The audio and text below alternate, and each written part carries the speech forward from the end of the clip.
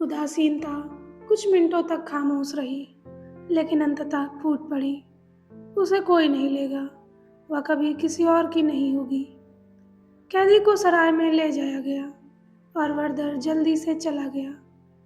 इस उदास दृश्य से वह बेचैन होकर अवर्णीय रूप से उदास हो गया और इससे जो सहानुभूति पैदा हुई, उसके साथ प्रेम रोगी लड़के को बचाने की तीव्र इच्छा भी थी। उसने इसे इतना बदकिस्मत समझा कि दोषी होते हुए भी वह उसे निर्दोष समझता था और इस विचार से प्रभावित होकर उसने सोचा कि वह अपनी बेगुनाही साबित कर सकता है। वह पूरी तेजी से लौटा और कैदी की ओर से बोलने के लिए पूरी तरह से थके हुए और हाँफते हुए स्टीवर्ट के कमरे में दाखिल हुआ। वहाँ अचानक उसकी मुलाकात अल्बर्ट से हुई, जिसकी अप्रत्याशित उपस्थिति ने उनकी बेचैनी को बढ़ा दिया। हालांकि इस अवसर पर उसने अपना मनोबल बढ़ाने की कोशिश की और उस युवक के पक्ष में गर्मजोशी से समर्थन करने लगा। अपनी संक्षिप्त लेकिन सारगर्भित मध्यस्थता के दौरान प्रबंधक ने बार बार अपना सिर हिलाया और अंततः एक हत्यारे का बचाव करने की कोशिश के लिए उसे कड़ी फटकार लगाकर बीच में ही रोक दिया। अगर ऐसी गलत उदारता बढ़ती जाती रही तो कानून का कोई फायदा नहीं होगा, कोई सुरक्षा नहीं हो सकती। इसके अलावा उन्होंने आगे कहा, मुझे एक मजिस्ट्रेट के कर्तव्यों का पालन करना होगा और कानून को अपना काम करना होगा। इस सारी निराशा के बावजूद भी फिर भी वर्दर ने अपनी प्रार्थनाएं जारी रखी और यहाँ तक कि संकेत भी दिया। काश उस लड़के को भागने का मौका मिल जाता और इस काम में अपनी मदद का प्रस्ताव भी रख देता। अल्बर्ट, जो अब तक चुपचाप ध्यान से सुन रहा था, अब स्टीवर्ट के विचारों से सहमत होकर अपनी बात कह रहा था, जिससे वर्दर इतना शर्मिंदा हुआ कि वह बेहद बेचैन होकर कमरे से बाहर चला गया। उस बूढ़े सज्जन ने अभी अभी चिल्लाकर कहा था, असंभव, उसे बचाया नहीं जा सकता। इन शब्दों ने उसके मन पर जो गहरा प्रभाव डाला था वह निश्चित पत्र से प्रकट होगा, जो निश्चित रूप से उसी दिन लिखा गया था और बाद में उनकी पांडुलिपियों में पाया गया। अब आगे युवक, तेरा विनाश निश्चित है। कला को बचाना असंभव है। अफसोस, स्पष्ट विनाश हम दोनों का इंतजार कर रहा है। ऐसा लगता है कि अल्बर्ट ने जो कहा था उससे वर्दर काफी प्रभावित हुआ था। दरअसल उसने सोचा कि उसकी टिप्पणियां उसी की ओर इशारा कर रही थी और हालांकि गहन विचार विमर्श के बाद उसे यकीन हो गया कि इन दोनों सज्जनों के विचार सही थे। फिर कथित व्यंग ने उसे आत्महत्या के लिए और ज्यादा दृढ़ बना दिया। उसके विचित्र संदेहों और संघर्षों का उसके मित्र के लिए लिखे गए एक पत्र के निम्नलिखित अंश को देखा जा सकता है, जो उसके कागजों में भी पाया गया था। पत्र 86। उसकी दिव्य उपस्थिति, उसकी मधुर मुस्कान, मेरे भाग्य में उसकी रुचि मेरे अस्त व्यस्त थके हुए मस्तिष्क से लगभग आंसू बहा देते हैं। बेचारा अपनी मालकिन का वियोग सहन नहीं कर सका, अपने प्रेम में किसी प्रतिद्वंदी को सहन नहीं कर सका। हाय, उसे बचाया जा सकता था, पर्दा हटाकर दूसरी ओर जाना, बस इतना ही। फिर ये शंकाएं, ये भय क्यों? क्योंकि हम अनजान हैं कि आगे क्या हो सकता है। लौटने की कोई संभावना नहीं है। जहाँ अनिश्चितता है वहाँ मन स्वाभाविक रूप से भ्रमित और भयभीत होता है। राजदूत के सचिव रहते हुए उन्हें जो अनेक अपमान सहने पड़े वे कभी भुलाए नहीं जा सके। इसके विपरीत वे उन्हें बहुत चुभते थे। वे स्वयं को अपमानित समझते थे, उनके अभिमान को ठेस पहुंचती थी और फलस्वरूप वे सभी सार्वजनिक कार्यों से विरक्त हो जाते थे। और राजनीतिक मामलों में उस समय से वह संसार से असंतुष्ट हो गया और उन अति उग्र विचारों, उन असाधारण भावनाओं में लिप्त हो गया जिनसे उसके पत्र भरे पड़े हैं, और उस दुर्भाग्यपूर्ण, उस असीम जुनून में जिनसे उसकी बची कुची सारी ऊर्जा को निगल लिया। उसकी स्थिति की निरंतर एक रूपता, अपनी जाति के सबसे मिलनसार और प्रियतम से उसके मुलाकातों का दुख, जिसकी मानसिक शांति उसने भंग कर दी थी, उसके द्वंद्व, उसके संघर्ष और व्यर्थ जीने के विचार, इन सब ने मिलकर इस मनहूस दुनिया को छोड़ने के लिए उसके निश्चय को दृढ़ कर दिया। निम्नलिखित पत्र जो उन्होंने पीछे छोड़े हैं तथा अन्य कई पत्र उसके विकृत मन का पर्याप्त प्रमाण होंगे। 12 दिसंबर। सचमुच मेरे दोस्त, मैं उन सभी बेचारों की तरह प्रभावित हूँ जिन्हें पहले शैतानों ने जकड़ रखा था। मैं अचानक सिहर उठता हूँ और अजीबोगरीब भावनाओं से घिर जाता हूँ। यह पीड़ा नहीं है, यह जुनून नहीं है, बल्कि एक गुप्त क्रोध है जो मेरे मन पर हावी हो जाता है और लगभग मेरा दम घोट देता है। इस दयनीय स्थिति में मैं अचानक उठ जाता हूँ और अक्सर आधी रात को उन उदास दृश्यों के बीच भटकता रहता हूँ जो इस दिसंबर मौसम में दिख रहा है। इस तरह मैं कल रात घूमने के लिए प्रेरित हुआ। मैंने सुना कि नदी और आसपास की सभी नदियाँ अपने किनारों को पार कर चुकी हैं और वॉल्हेम से लेकर मेरी पसंदीदा घाटी तक पानी में डूबी हुई हैं। मैं वहां दौड़ा, हालांकि 11 बज चुके थे। दृश्य उदास और भयावह था। चांद बादलों के पीछे था, लेकिन उसकी बिखरी हुई कुछ किरणें झागदार लहरों को खेतों में फैलाते और झाड़ियों से टकराते हुए देख पा रही थी। पूरी घाटी एक तूफानी समुद्र बन गई थी जो प्रचंड हवाओं से हिल रही थी।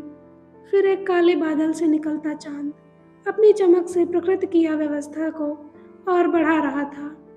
गूंज न केवल दोहराई गई, बल्कि हवा और पानी की गर्जना को दोगुना कर दिया। मैं खाई के पास पहुंचा। मैंने चाहा, लेकिन कांप गया। मैंने अपनी बाहें फैला दी। मैं झुक गया। मैंने आह भरी। मैं अपनी सारी विपत्तियों, अपनी पीड़ाओं को दफनाने के बाद सुखद विचार में खो गया। लहरों की उस खाई और हलचल में मेरे पैर जमीन से क्यों चिपके हुए थे? अपने सारे दुख क्यों न मिटा दिए? पर मुझे एहसास है, मेरे दोस्त, मेरा समय अभी नहीं आया है। काश मैं कितने आनंद से अपना स्वभाव बदल लेता और बवंडरों में शामिल होकर बादलों को चीरता और सागर को हिला देता। दुख के साथ मैंने उस छोटे से स्थान को देखा जहाँ कभी गर्मियों की सैर के बाद चारलोट नदी के किनारे एक विलो के पेड़ के नीचे बैठा था। यह भी पानी में डूबा हुआ था और मैं मुश्किल से पहचान पा रहा था। ओह मेरे दोस्त, तब मुझे प्रबंधक के घर, आसपास के खेतों, हमारी पसंदीदा सैरगाहों, हरी भरी जगहों का ख्याल आया जो शायद बाढ़ की वजह से बर्बाद हो गई थी।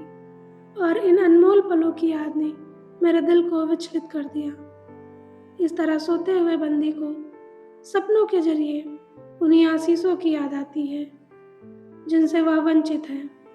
मैंने मना कर दिया, लेकिन मैं खुद को नहीं धिक्कारता, क्योंकि मुझ में अभी भी हिम्मत है मरने की, और मुझे मरना भी चाहिए।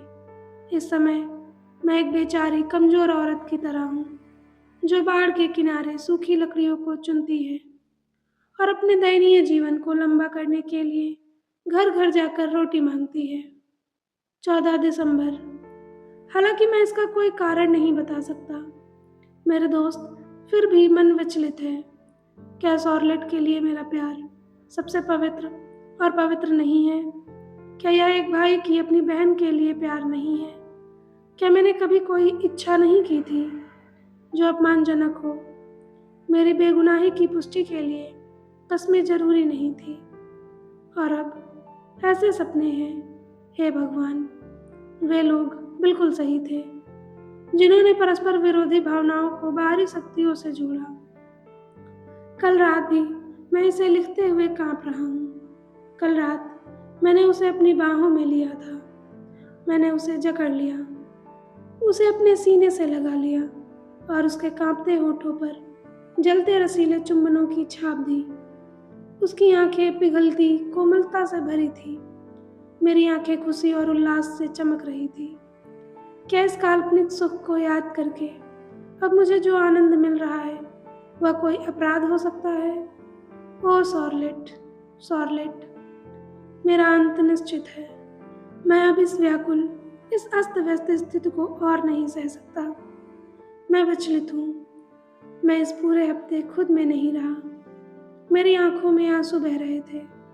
मेरे लिए हर जगह एक जैसी है, क्योंकि मुझे कहीं भी शांति नहीं मिल सकती।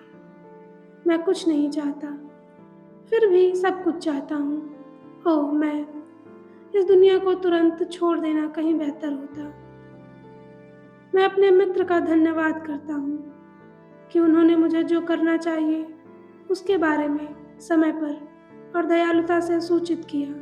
हाँ, यह उचित ही था कि मुझे तुरंत अपना वर्तमान स्थान छोड़ देना चाहिए। लेकिन आपकी सलाह जो आगे दी गई है कि मैं तुरंत आपके पड़ोस में लौट जाऊं, मुझे बिल्कुल भी स्वीकार्य नहीं है। मुझे लगता है मेरा रोमांटिक अंदाज और घूमने से मेरे बिखरे हुए मन पर ज़्यादा अच्छा असर पड़ेगा, खासकर जब अब हमें ठंड और अच्छी सड़कों की उम्मीद है। जब आप प्रस्ताव रखते हैं तो आपकी दोस्ती मुझे आकर्षित करती है। मुझे लेने आ रहे हो, लेकिन मुझे आपसे विनती करनी है कि आप अपना इरादा लगभग 10 दिन या एक पखवाड़े के लिए टाल दें और तब तक अपनी यात्रा पर ना निकलें जब तक आपको मेरा दूसरा पत्र ना मिल जाए। हमें फल पकने से पहले उन्हें तोड़ने की जल्दबाजी नहीं करनी चाहिए। और आप जानते हैं कि एक पखवाड़ा, चाहे पहले हो या बाद में, बहुत फर्क पड़ता है। मैं चाहता हूँ कि मेरी माँ मुझे अपनी प्रार्थनाओं में याद रखे और उन्हें आश्वस्त करे कि मैं उन सभी अनजाने कष्टों के लिए बेहद दुखी हूँ जो मैंने उन पर ला दिए हैं। काश मेरे दोस्त, लंबे समय से मेरी नियति रही है कि मैं उन जगहों पर दुख बांटता हूँ जहाँ मैं सबसे ज़्यादा खुशी देना चाहता हूँ। अलविदा मेरे सबसे प्यारे दोस्त, और वे सभी आशीर्वाद जिनके आप इतने हकदार हैं हमेशा आपके साथ रहें। मुझे आपके लिए कुछ भी शुभकामना देने की आवश्यकता नहीं है। अलविदा। जिस दिन वर्दर ने यह आखिरी पत्र लिखा था, वह शाम के धुंधलके में शॉर्लेट से मिलने गया। उसने उसे अकेला पाया और अपनी वार्षिक परंपरा के अनुसार अपनी बहनों और भाइयों के लिए क्रिसमस के उपहार तैयार करने में व्यस्त थी। उसने अपनी बातचीत की शुरुआत इस मौसम के मासूम मनोरंजन और बच्चों को मिलने वाले संतोष और आनंद पर टिप्पणियों से की।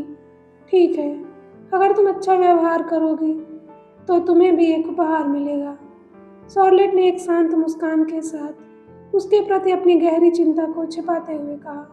वर्दर ने उत्तर दिया, क्या क्या तुम मेरे प्यारे शॉर्लेट को अच्छा व्यवहार कहते हो? उसने उत्तर दिया, अगले गुरुवार को क्रिसमस की पूर्व संध्या होगी। बच्चे और मेरे पिता भी वहाँ होंगे। तुम भी आना। प्रत्येक के लिए एक उपहार है, लेकिन क्रिसमस की पूर्व संध्या से पहले मत आना।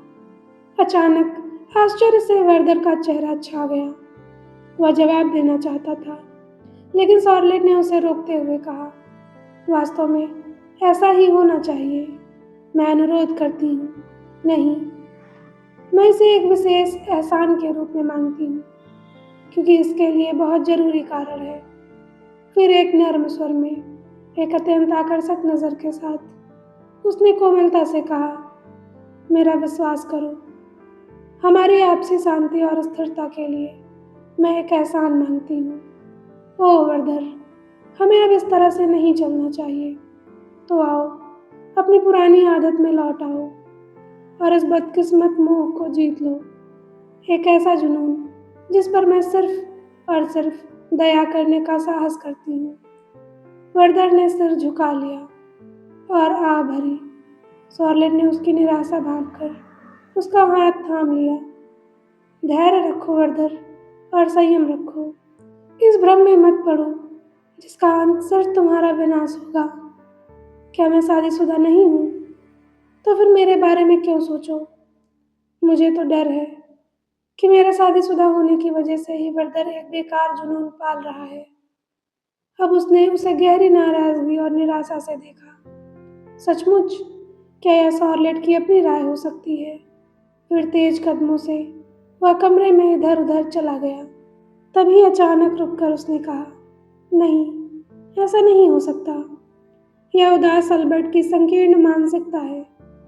चार्लेट ने उस अवसर पर अपनी पूरी विनम्रता के साथ उसे आश्वस्त किया कि वह अपने अनियंत्रित जुनून के कारण अंधा हो गया है, कि यह उसकी भावना थी, एक ऐसे व्यक्ति की भावना जो उसके जो उनके अनेकों अच्छे गुणों का बहुत सम्मान करता था, एक ऐसे व्यक्ति की जो उनके पक्ष में दिलचस्पी रखता था और उसके इस विनाशकारी जुनून को जन्म देने के लिए बहुत दुखी था।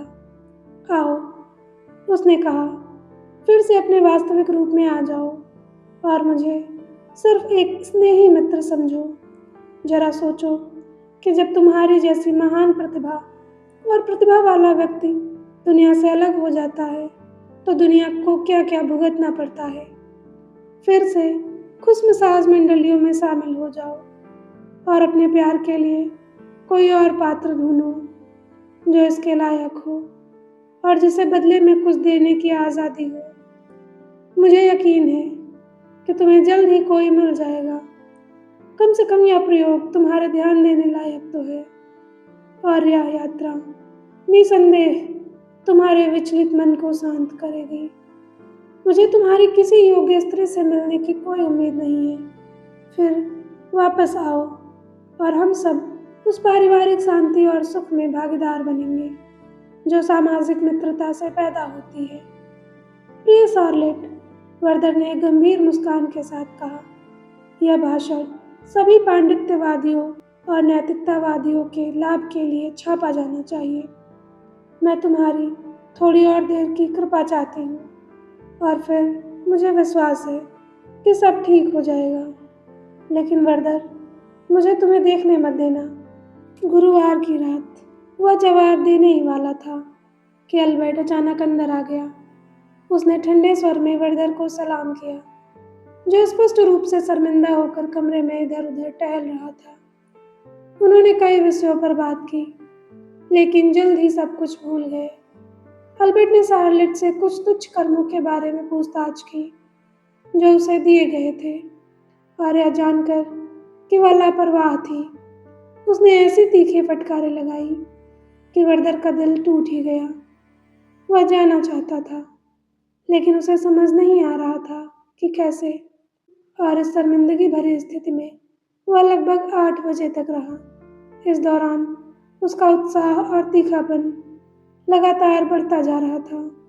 आखिरकार नौकर ने कपड़ा बिछा दिया और वर्दर ने विदा ली। अल्बर्ट ने उसे रात के खाने के लिए रुकने का एक ठंडा निमंत्रण दिया। गहरी उदासी और धीमी चाल के साथ वह जब घर लौटा, नौकर से मोमबत्ती ली और चुपचाप अकेले अपने कमरे में चला गया। उसे फूट फूट कर रोते, बड़ी गंभीरता से बात करते और चलते हुए सुना। जल्दी जल्दी अपने कमरे में इधर उधर घूमता रहा। आखिरकार बिना कपड़े उतारे ही वह बिस्तर पर गिर पड़ा, जहां उसका नौकर उसे 11 बजे मिला। वर्दर ने उसे अपने जूते उतारने में मदद करने की इजाज़त तो दे दी, लेकिन यह भी कहा कि जब तक वह उसे न बुलाए फिर वह अंदर न आए। सोमवार 21 दिसंबर की सुबह लिखा गया निम्नलिखित पत्र उनकी मृत्यु के बाद सीलबंद अवस्था में पाया गया। उनके ब्यूरो को पते के अनुसार इसे शार्लेट को सौंप दिया गया और यहाँ इसे असंबद्ध अवस्था में डाला गया है। ऐसा प्रतीत होता है इसे लिखा गया था। प्रिय शार्लेट, यह तय है, मैं मृत्यु पर दृढ़ हूँ। तुम्हें यह शांति और विचार पूर्वक, बिना किसी अचानक आवेश के, बिना किसी प्रज्वलित क्रोध के बता रहा हूँ। प्रियतम और सबसे सुशील महिलाओं, इससे पहले कि तुम ये पंक्तियाँ पढ़ो, उस बेचारे की निर्जीव अस्थियाँ जिसका अंतिम क्षणों में सबसे बड़ा आनंद तुमसे बातचीत करना था, एक ठंडी कब्र में दफना दी जाएंगी। ओह, मैंने कितनी भयावह, निरंतर विक्षुब्ध रात बिताई है, फिर भी मैं इसे एक शुभ रात्रि कह सकता हूँ। क्योंकि इसने मेरे सभी भय दूर कर दिए हैं और मेरे डगमगाते मन को स्थिर कर दिया है। हाँ, मैं मृत्यु पर दृढ़ हूँ। कल जब मैंने खुद को तुमसे अलग किया तो मेरी इंद्रियां तत्वों की तरह धुंधली और अस्थिर थी। मेरा दिल उदास था, आशाहीन, आनंद की एक किरण के बिना, और मेरा पूरा शरीर बर्फ की तरह ठंडा था। बड़ी मुश्किल से मैं घर पहुंचा। जब मैं अपने कक्ष में पहुंचा तो मैंने खुद को घुटनों के बल गिरा दिया और स्वर्ग ने मुझे आखिरी बार उदार आंसुओं से राहत प्रदान करने की कृपा की। हजारों विचार, हजारों अलग अलग परियोजनाएं मेरी परेशानी का कारण बनी। आत्मा, आखिरकार वह विचार जो अक्सर आता था, अब मेरे भीतर गहरी जड़ें जमा चुका है। मृत्यु यह निराशा नहीं, बल्कि यह दृढ़ विश्वास है कि जीवन व्यर्थ है। मैंने अपने कष्टों को अवश्य पूरा कर लिया है, क्योंकि दुख का प्याला लबालब भर गया है। अब मैं लक्ष्य पर पहुंच गया हूँ। सुख के लिए बलिदान देना होगा। हाँ प्यारी सॉरलुट, तुम्हारी खुशी, हम तीनों में से एक का नाश होना ही है। और क्या वर्दर वह होने में संकोच करेगा? हे प्रिय देवदूत, क्रोध और पागलपन से ग्रस्त इस अनियंत्रित मन ने एक से ज्यादा बार तुम्हारे पति की हत्या का भयानक अपवित्र विचार मन में लाया है, तो फिर मुझे मर ही जाना चाहिए। सुबह लगभग 10 बजे वर्दर ने घंटी बजाई और नौकर से कहा कि वह कपड़े ठीक से रख दे, उनके बिल जमा कर दे, उधार दी हुई कुछ किताबें घर ले आए और उन सभी गरीब लोगों को 2 महीनों की तनख्वाह दे दे जो उनसे साप्ताहिक भत्ता लेते थे, क्योंकि कुछ ही दिनों में उसे एक लंबी यात्रा पर जाना था। उसने अपने कमरे में नाश्ता किया और बाद में घोड़े पर सवार होकर प्रबंधक के घर गया और उसे घर पर नहीं मिला। अब वह बगीचे में एकांत में टहल रहा था और अपने मन में दुख भरे विचार कर रहा था। उसे देखने के लिए उत्सुक बच्चों ने जल्द ही उसके एकांत में खलल डाला और उसके चारों ओर नाचते खेलते हुए। और कल के बाद और एक दिन और उन्हें अपनी बहन से क्रिसमस के उपहार मिलने थे, और फिर उन्होंने अपनी प्यारी कल्पनाओं के अनुसार उन सभी अद्भुत चीजों का चित्र बनाना शुरू कर दिया जिनकी उन्हें उम्मीद थी। कल, वह चिल्लाया, और कल एक दिन और फिर जाने की तैयारी करते हुए उसने बारी बारी से उन्हें बड़ी कोमलता से गले लगाया। लेकिन सबसे छोटे लड़के ने उसे यह कहने से रोक दिया कि उनके बड़े भाई ने एक नए साल पर सभी दोस्तों के लिए एक बहुत सुंदर प्रशंसात्मक कविताएं लिखी थी और उन्हें नए साल के दिन सुबह सुबह भेंट करना था। एक पापा को, एक अल्बर्ट को, एक सॉर्लेट को और एक वर्दर को। यह सुनकर वह बहुत प्रभावित हुआ। उसका धैर्य पूरी तरह से जवाब दे गया और उसने प्रत्येक बच्चे को एक उपहार दिया। साथ ही उन्हें अपने पिता को अपना सर्वश्रेष्ठ सम्मान देने का आदेश दिया और वह बड़ी भावुकता से उनसे विदा हो गया। घर लौटते हुए उन्होंने अपने नौकर से कहा कि वह आग जलाए रखे, उनकी किताबें और चादरें संदूक के नीचे रख दे और उनके ऊपर अपने कपड़े बिछा दे। निम्नलिखित पत्र ऐसा प्रतीत होता है कि सॉर्लेट इसी समय लिखी गई थी। प्रिय, तुम मुझसे उम्मीद नहीं करते। तुम सोचते हो कि मैं तुम्हारी बात मानूंगा, और जब तक मैं तुम्हें देख नहीं लूंगा तब तक मैं तुम्हें ठीक नहीं देखूंगा। क्रिसमस की पूर्व संध्या। हे प्यारी परी, आज या कभी नहीं। क्रिसमस की पूर्व संध्या पर तुम इस कागज को अपने कांपते हाथ में थाम लोगी और इसे दया के आंसुओं से भिगो दोगी। हाँ सॉर्लेट, यह तय हो गया है और मैं संतुष्ट हूँ, बहुत संतुष्ट कि आखिरकार हल हो गया है। दिन लगभग 6 बजे उसने सॉर्लेट से मुलाकात की। उसके पास खुद को नकारने का कोई मौका नहीं था, क्योंकि वह दौड़कर अंदर आया और उसे अकेली बैठी पाया। जब उसने उसे देखा तो वह बहुत उलझन में पड़ गई, क्योंकि अल्बर्ट के देर रात हुई बातचीत में उसने उसे आश्वस्त दिया कि वर्दर क्रिसमस की पूर्व संध्या तक दोबारा आने का इरादा नहीं रखता। इसलिए अल्बर्ट, हालांकि बहुत बारिश वाला दिन था, फिर भी कुछ काम निपटाने के लिए बाहर चला गया। इस निर्दयी व्यवधान से वह बेहद व्यथित थी। हालांकि उसे बेगुनाही का एहसास था। वह अपने पति से प्यार करती थी और उसे वर्दर पर दया आती थी। जैसे ही वह आया, उसने आंसू बहाते हुए उससे कहा, वर्दर, तुमने अपना वादा नहीं निभाया। मैंने कोई वादा नहीं किया था, उसने जवाब दिया। लेकिन शॉर्लेट ने जवाब दिया, तुम्हें हम दोनों की खातिर मेरी बात माननी चाहिए। उसने तुरंत अपने कुछ दोस्तों को भेजा और उस शाम उससे मिलने का अनुरोध किया, न केवल उसकी बातचीत के गवाह बनने के लिए, बल्कि इसलिए भी कि वर्दर उन्हें सुरक्षित घर पहुंचाने के लिए, उसे जल्दी छोड़ने के लिए प्रेरित हो सके। वह उसके लिए कुछ किताबें लाया, जो और कुछ अन्य उसने उधार ली थी। वह बातचीत का विषय बन गई। जिस समय उसके दोस्तों का इंतजार था, उसने कुछ और विषय भी उठाए, लेकिन कुछ ही देर में नौकरानी उन सबके अलग अलग बहाने लेकर लौट आई। इस निराशा ने उसे कुछ देर के लिए विचलित कर दिया, लेकिन अपनी बेगुनाही का एहसास होने पर उसने जल्द ही अपना मोबाइल बढ़ाया और खुद को एक प्रशंसनीय आत्मविश्वास से भर लिया, जिसने अल्बर्ट के सभी नीच संदेहों के खिलाफ उसके मन को बहुत मजबूत कर दिया। पहले तो उसने चाहा कि नौकरानी कमरे में ही रहे, लेकिन अपने दिल की पवित्रता से संतुष्ट होकर उसने इस इरादे को ठुकरा दिया। वह अपने हार्पसीकोर्ड पर गई, अपने कुछ पसंदीदा सुर बजाए और पूरी तरह से शांत हो गई। फिर सोफे पर वर्दर के पास बैठकर उसने उससे पूछा कि क्या उसके पास उसे पढ़ने के लिए कुछ है। उसने गंभीरता से उत्तर दिया, कुछ नहीं। तो फिर उस दराज को खोलो, वह चिल्लाई, और वहाँ तुम्हें ओसियन के गीतों का अपना अनुवाद मिलेगा, जिसे मैंने अभी तक नहीं पढ़ा है।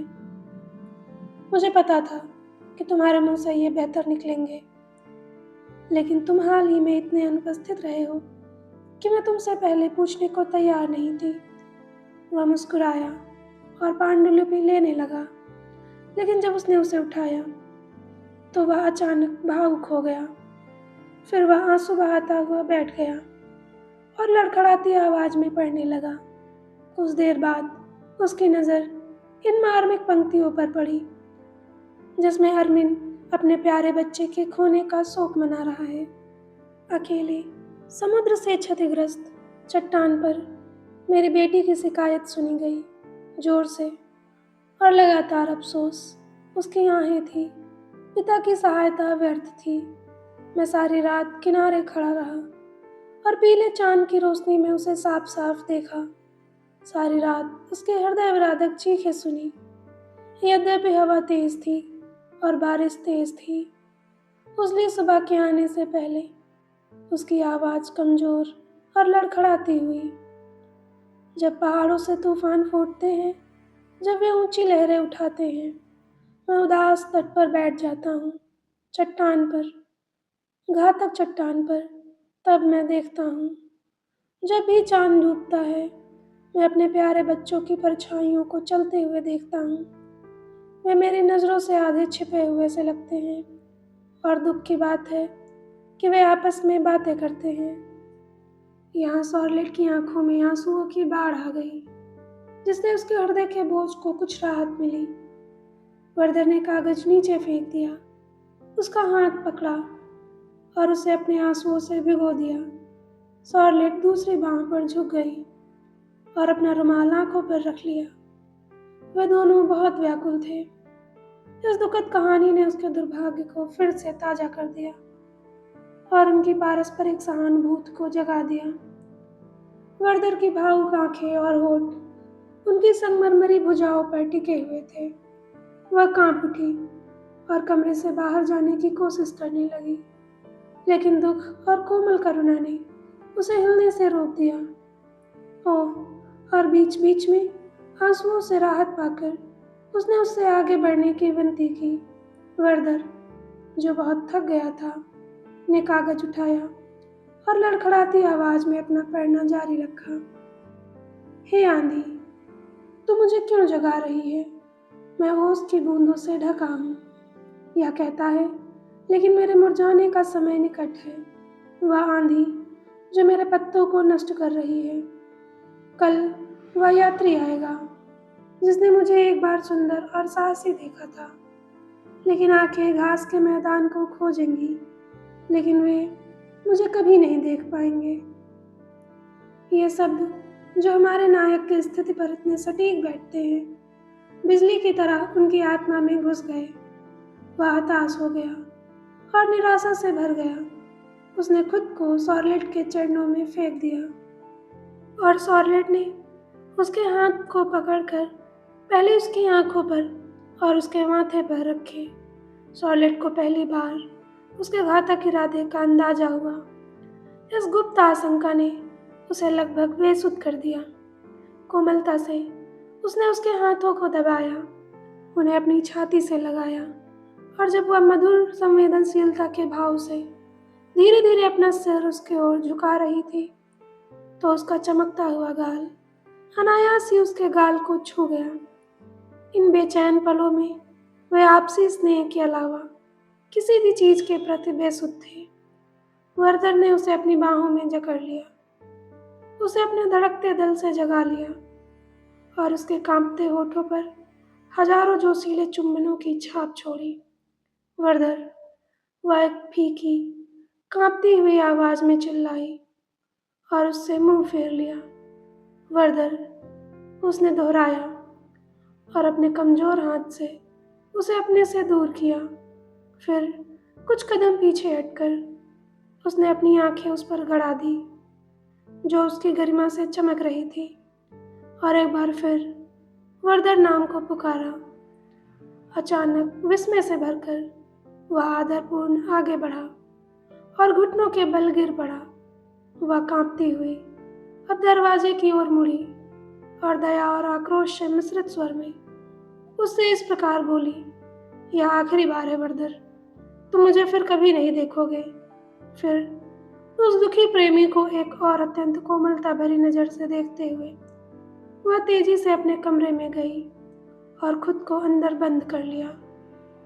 वर्दर ने अपनी बाहें उसकी ओर बढ़ा दी, लेकिन उसे रोकने की हिम्मत नहीं हुई। कुछ देर तक वह जमीन पर उदास मुद्रा में सिर सोफे पर टिकाए लेटा रहा, लेकिन आखिरकार नौकरानी की आवाज सुनकर उसकी नींद खुल गई, जो कपड़ा बिछाने आ रही थी। फिर वह कमरे में इधर उधर घूमता रहा और नौकरानी के जाने पर वह शॉर्लेट के कमरे के दरवाजे के पास पहुंचा और धीमी सी आवाज में चिल्लाया, शॉर्लेट, शॉर्लेट। एक शब्द और बस एक आखिरी विदाई। उसने ध्यान से सुना, लेकिन कोई जवाब नहीं मिला। उसने फिर विनती की, फिर सुना, लेकिन व्यर्थ। फिर वहां से उठकर उसने कांपते हुए स्वर में पुकारा, प्यारी, प्यारी शॉर्लेट, अलविदा, हमेशा के लिए अलविदा। पूरी तरह थककर वर्दर अब शहर के फाटक के पास पहुंचा। पहरेदार उसे पहचान गया और उसे जाने दिया। रात अंधेरी और तूफानी थी। खूब बारिश और बर्फबारी हो रही थी। लगभग 11 बजे वह घर पर पहुंचा। उसके नौकर ने उसे देखा कि उसके पास टोपी नहीं थी, लेकिन उसने समझदारी से इस पर ध्यान न देने से इनकार कर दिया। उसके कपड़े उतारने में मदद करते हुए उसने पाया कि उसके कपड़े बेहद गीले और गंदे थे। बाद में टोपी एक चट्टान की चोटी पर मिली, जो एक पहाड़ की ढलान पर स्थित थी, जहाँ यह आश्चर्यजनक है कि वह इतनी अंधेरी और तूफानी रात में बिना खाई में गिरे और चकनाचूर हुए कैसे चढ़ सकता था। वह बिस्तर पर चला गया और अगली सुबह देर तक सोता रहा। वह नाश्ता लेकर आया जो वह लिख रहा है। यह शॉर्लेट को लिखे उसके पिछले पत्र का निम्नलिखित भाग है। अब आखिरी बार मैं अपनी आंखें खोल रहा हूँ। वह फिर कभी उगते सूरज को नहीं देख पाएंगी। एक बादल है, इसे मना करता है। वह फिर कभी तुम्हारे दिव्य रूप को नहीं देख पाएंगी। मृत्यु इसे मना करेगी। मृत्यु, और मृत्यु क्या है? शाश्वत निद्रा। जब हम इसकी बात करते हैं तो हम स्वप्न देखते हैं। क्या मैंने बहुतों को मरते नहीं देखा? लेकिन हमारी सीमित समझ की सीमाएं ऐसी ही हैं कि हम अपने अस्तित्व के आरंभ या अंत से पूरी तरह से अनभिज्ञ हैं। अभी मैं स्वयं हूँ, या यूँ कहें कि तुम्हारी प्रिय शॉर्लेट। लेकिन जल्द ही, अफसोस, हम अलग हो जाएंगे, शायद हमेशा के लिए। फिर भी नहीं, शॉर्लेट, क्योंकि हम अपने वर्तमान अस्तित्व के प्रति संवेदनशील हैं। विनाश असंभव है। विनाश, एक और खोखली ध्वनि, मृत्यु। ओ शार्लेट, एक अंधेरी बंद ठंडी कब्र में दफन। कभी मेरी एक कभी मेरी एक मित्र थी, मेरे शुरुआती दिनों की खुशी। वह मर गई। मैं उसकी अर्थी के पीछे गया।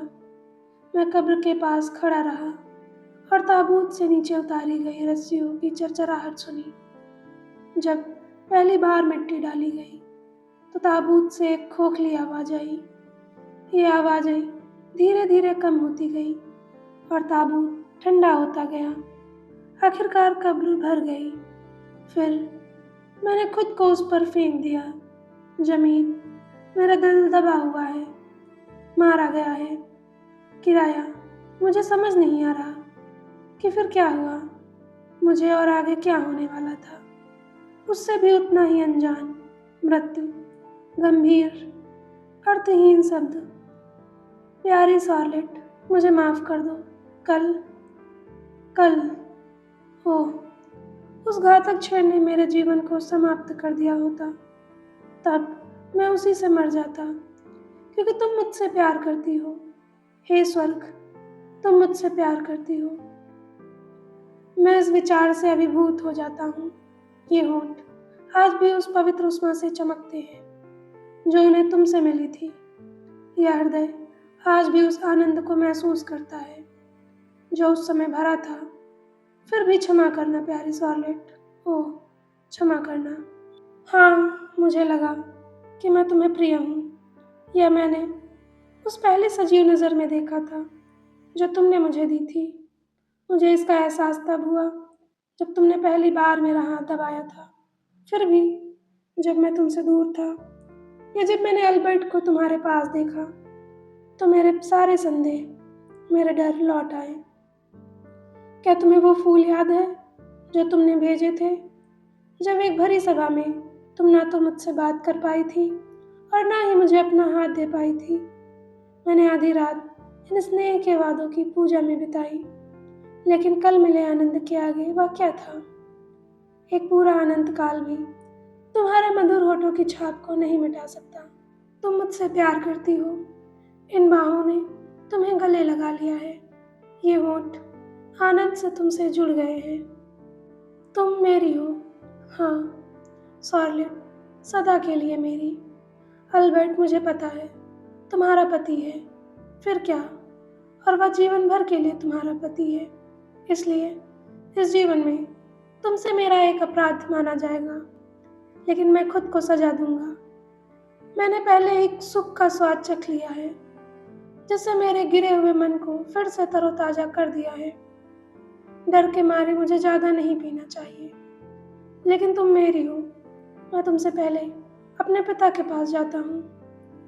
मेरे पिता, जिनके दिव्य सिंहासन के नीचे मैं अपने दुख को ढूंढूंगी, और जब तक तुम ना आए सांत्वना की आशा रखूंगा। तब मैं तुमसे मिलने के एक सराफ पंखों में उड़ जाऊंगा। तब मैं तुम्हें अपना लूंगा और हम सदा के लिए साथ रहेंगे। यह कोई सपना नहीं है, कोई प्यारी कल्पना नहीं है, याद रखना। हम इसके बाद भी रहेंगे। हम जानेंगे, हम एक दूसरे को फिर से देखेंगे। लगभग 11 बजे वर्दर ने अपने नौकर से पूछा कि क्या अल्बर्ट अभी तक लौटा है। नौकर ने बताया कि वह लौटा है। उसने उसे घोड़े पर जाते हुए देखा। वर्दर ने बिना सील वाला एक नोट दिया जो उसे अपने घर ले जाने के लिए कहा। मैं यात्रा पर जा रहा हूँ, कृपया मुझे अपने पिस्तौल उधार दे दीजिए। अलविदा। मिलनसार शार्लेट ने पूरी रात बेहद बेचैनी में बिताई। उसके मन में हजारों दर्दनाक संवेदनाएं हावी थी। तमाम नाजुक नजदीकियों के बावजूद वर्दर के भावुक आलिंगनों का जोश उसके दिल में उतर गया था। उसे मासूमियत और शांति के वो सारे दिन याद आ गए जो आज के दिनों की तुलना में नए आकर्षक लगे हुए थे। जब वर्दर के आने की खबर अल्बर्ट को मिलती तो वह उसकी भौं में चढ़ाने और उसकी तीखी फटकार को सुनने से डरती थी। उसने कभी झूठ नहीं बोला था, फिर भी पहली बार उसने सच को छुपाना जरूरी समझा। उसकी अत्यधिक नाजुकता और घृणा ने उसकी गलती काफी बड़ी लगने दी।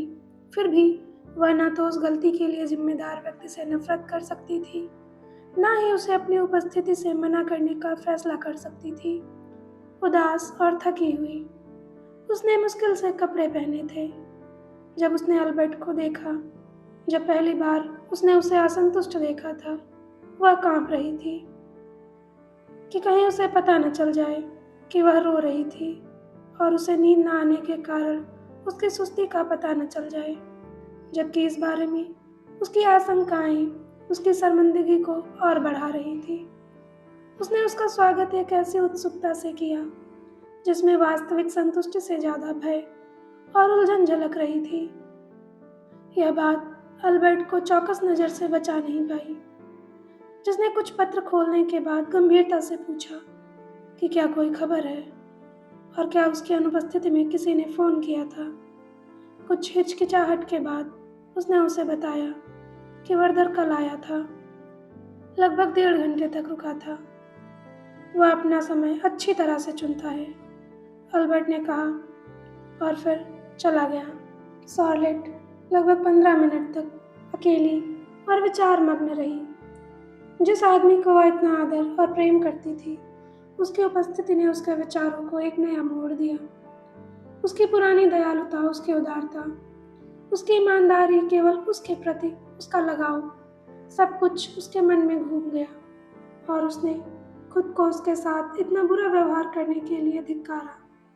एक गुप्त आवेग ने उसे पीछे चलने के लिए प्रेरित किया। जिस कमरे में वह था, वहां पहुंचकर उसने उससे पूछा कि क्या उसे कुछ चाहिए। अल्बर्ट ने ठंडे स्वर में नहीं का उत्तर दिया और लिखना शुरू कर दिया। वह काम करने बैठ गई। वह कभी कभी मेज छोड़कर कमरे में इधर उधर टहलने लगता, जबकि शार्लेट इन अवसरों का लाभ उठाकर उससे बातचीत करती, लेकिन वह उसे कोई उत्तर न देकर अपनी जगह पर आकर इससे बच निकलता। यह क्रूर व्यवहार, उस चिंता को छिपाने के लिए हर पल बहाने को तैयार आंसुओं को रोकने की उसकी कोशिश से और भी असहनीय हो गया। इस दर्दनाक स्थिति में एक घंटा बीत चुका था कि तभी वर्दर ने नौकर के आने की परेशानी और बढ़ गई। जैसे ही अल्बर्ट ने नोट पढ़ा, उसने शांत भाव से अपनी पत्नी की ओर मुड़कर कहा, उसे पिस्तौल दे दो, मैं उसकी अच्छी यात्रा की कामना करता हूँ। यह आदेश शार्लेट के लिए मानो वज्रपात जैसा था। वह घबराकर अपनी सीट से उठी, धीमी और लड़खड़ाती चाल से उस दीवार के पास पहुंची जहां पर पिस्तौल टंगी हुई थी। उसके कमरे में शार्लेट अब लगभग 15 मिनट तक अकेली। कांपते हाथों से उसने उसे नीचे उतारा। फिर वह धीरे से धूल पोंछने लगी और अक्सर अल्बर्ट की एक स्पष्ट निगाह ने उसे आज्ञा मानने के लिए मजबूर कर दिया, और अगर अल्बर्ट की स्पष्ट निगाह ने उसे आज्ञा मानने के लिए मजबूर ना किया होता तो और भी देर कर देती। उसने घातक हथियार नौकर को सौंप दिया, बिना एक भी शब्द बोले, और फिर अपना काम समेटकर अत्यंत तीव्र शोक और भयानक आशंकाओं से घिरी हुई तुरंत अपने कमरे में चली गई। कभी कभी उसका मन करता कि वह चुपके से अपने पति के पास लौट जाए, उसके चरणों में गिर पड़े, पिछले शाम की हुई हर घटना का खुलासा करे और अपनी गलती और आशंकाओं को खुलकर स्वीकार करे। लेकिन जल्द ही उसे ऐसे उपायों की एक बुरी प्रवृत्ति का एहसास हो गया। उसे यकीन हो गया कि अल्बर्ट को वर्दर के जाने के लिए कभी राजी नहीं किया जा सकता। आखिरकार रात के खाने के लिए कपड़ा बिछा दिया गया और शार्लेट की एक आमंत्रित सहेली की बातचीत जारी करने में मदद की। जब वर्दर को उसके नौकर ने बताया कि शार्लेट ने खुद अपने हाथों से उसे पिस्तौल दी है तो वह खुशी से झूम उठा। वह रोटी और शराब लेकर बैठ गया, नौकर को खाना खाने जाने का आदेश दिया और लिखना शुरू कर दिया। ये पिस्तौलें तुम्हारे हाथों में रही हैं। तुमने इन पर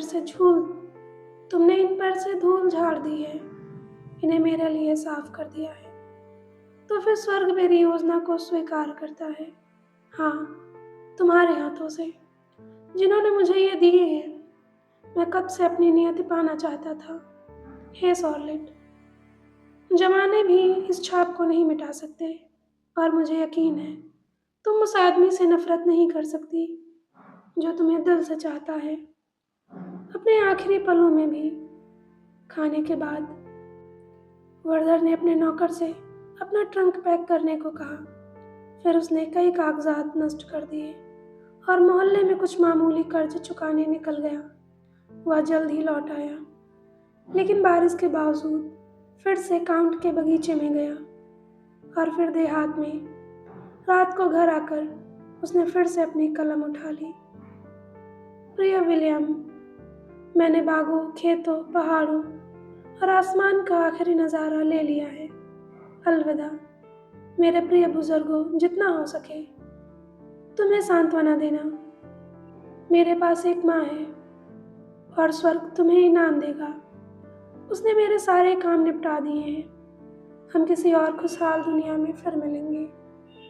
अल्बर्ट, मुझे माफ़ कर दो। तुम्हारी घरेलू शांति भंग करने के लिए मुझे माफ़ कर दो। मैंने तुम्हारे परिवार की शांति भंग कर दी है, और तुम्हारे और सॉर्लेट के बीच जो विश्वास कभी था उसे नष्ट कर दिया है। लेकिन मुझे विश्वास है कि मेरी मृत्यु तुम्हारी खुशी में आने वाली हर बाधा को दूर कर देगी। हे अल्बर्ट, सॉर्लेट के प्रति स्नेह रखना, और स्वर्ग तुम दोनों को आशीर्वाद देगा। अब उसका ध्यान अपने कागजों पर था, जिनमें से कई उसने नष्ट कर दिए और कुछ को सील बंद करके अपने दोस्त को भेज दिया। इनमें मुख्यतः असंबद्ध विचार का एक और व्याकुल मन के उद्गार थे। 10 बजे उसने आग जलाने और 1 पॉइंट शराब लाने का आदेश दिया। फिर उसने अपने नौकर को विदा कर दिया। 11 बजे से अधिक अब सब कुछ शांत है और मेरा मन शांत है। मैं स्वर्ग का धन्यवाद करता हूँ कि मेरे इन अंतिम क्षणों में वह इतना दृढ़ है कि हे सॉर्लेट, तुम्हारे दिव्य छवि अब मेरे सामने है। मैं तुम्हें हर तरफ देख रहा हूँ। बचपन के स्नेह के साथ मैंने हर उस छोटी छोटी चीज को इकट्ठा किया है जिसे तुम्हारे हाथों ने पवित्र किया है। मैं तुम्हें सॉर्लेट तुम्हारा प्रोफाइल लौटाता हूँ और तुम्हें उसका सम्मान करने के लिए प्रेरित करता हूँ, क्योंकि मैंने उस पर हजारों चुंबनों की छाप छोड़ी है। मैंने तुम्हारे पिता को पत्र लिखकर उनसे मेरे अवशेषों की देखभाल करने का अनुरोध किया है। गिरजाघर के प्रांगण के कोने में 2 नींबू के पेड़ हैं। मैं वहीं दफनाया जाना चाहता हूँ। मेरी विनती पर जोर दो। शायद कुछ अच्छे ईसाई बुदबुदाएं कि उनके शव अब से मेरे पास रखे जाएं। अगर वे आपत्ति करते हैं तो मुझे राजमार्ग के पास दफनाया जाना चाहिए, ताकि पुजारी और लेवी जब मेरी कब्र के पास से गुजरे तो अपनी पवित्र आंखें उठाकर प्रार्थना करना शुरू कर दें, जबकि सामरे दया के आंसू बहाने के लिए रुक जाए। मैं चाहता हूँ सॉर्लेट कि मुझे उन्हीं कपड़ों में दफनाया जाए जो मैंने पहने हैं, क्योंकि मैंने उन्हें तुम्हारे सामने पहना है और इसलिए वे मुझे प्रिय हैं। यह अनुग्रह मैंने तुम्हारे पिता से भी मांगा है। मेरी आत्मा कब्र पर मंडरा रही है। कोई मेरे जेबों की तलाशी न ले। मेरे पास गुलाबी रुबन और वह गांठ है जो तुमने अपनी छाती पर पहनी थी जब मैंने तुम्हें पहली बार बच्चों से घिरा देखा था। प्यारी आत्माएं, मुझे लगता है कि मैं उन्हें अब तुम्हारे चारों ओर खेलते हुए देख रहा हूँ। मेरी खातिर उन्हें 1000 चुंबन देना। ओह सॉर्लेट, उस पहले पहल में मैं तुमसे कितना जुड़ गया था। तब से मैं तुम्हें इस दिल से कभी नहीं निकाल पाया। पिस्तौलें भरी हुई हैं। घड़ी में 12 बज रहे हैं। शॉर्लेट, मैं दृढ़ हूँ, मेरा मन डगमगाता नहीं। अलविदा। सुबह लगभग 6 बजे वर्दर का नौकर मोमबत्ती लेकर कमरे में आ गया। उसने अपने मालिक को जमीन पर पड़ा पाया और खून से लथपथ वह तुरंत अल्बर्ट के पास दौड़ा। गेट की घंटी बजाते ही शॉर्लेट को अचानक झटका लगा। उसने अपने पति को जगाया और वे दोनों उठ खड़े हुए। नौकर ने रोते हुए उसे वह भयानक घटना सुनाई। शॉर्लेट बेहोश होकर अपने पति के पैरों पर गिर पड़ी। अल्बर्ट ने अपने कपड़े पहने और देखने गया कि क्या वह कुछ मदद कर सकता है। अफसोस, अब सारी मदद बेकार थी। वह बदकिस्मत युवक मर चुका था। उसके आने से पहले एक सर्जन ने शव की जांच की थी, लेकिन हालांकि वह गर्म था, फिर भी उसमें कोई जान नहीं थी। उसके कैबिनेट में एमेलिया गलोटो की किताब खुली पड़ी थी। अल्बर्ट की व्यथा और शॉर्लेट की उदास स्थिति को यहाँ वर्णित बेहतर ढंग से समझा जा सकता है। अंतिम संस्कार बहुत ही धूमधाम से किया गया, लेकिन ज़्यादा दिखावे की जरूरत नहीं थी। अल्बर्ट का शोक सच्चा था और शॉर्लेट का शोक सचमुच बहुत दुखित था। शव को कब्र तक ले जाने के लिए वृद्ध प्रबंधक और उसके बेटे मौजूद थे, जिन्होंने बिना किसी व्यथा के इतने योग्य व्यक्ति के निधन पर अफसोस व्यक्त किया। Thank you.